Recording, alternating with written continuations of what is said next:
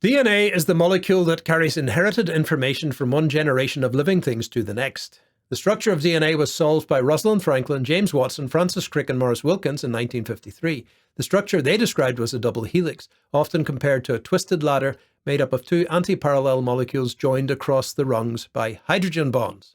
Each side or upright of the ladder is made of alternating deoxyribose, 5-carbon sugars, and phosphate groups. The phosphates are joined to the sugars at the 5' carbon and the 3' carbon positions, and this gives each strand both a direction and contributes to the overall twist of the molecule.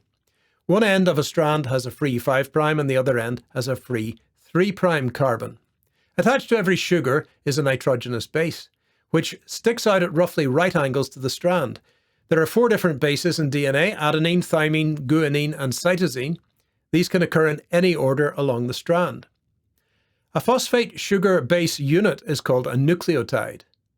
The two strands are held together by hydrogen bonds, individually weaker than covalent chemical bonds, between the bases at the center of the ladder. Adenine always pairs with thymine, and cytosine always pairs with guanine. This rule is called complementary base pairing.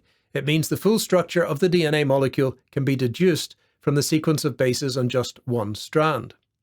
DNA is often shown simply as a long string of A's, G's, C's, and T's. By convention, these are written in the 5' to 3' direction to represent the genetic code, but it's important to remember that genes can be oriented in either direction along the DNA because the coding sequence may be on either strand.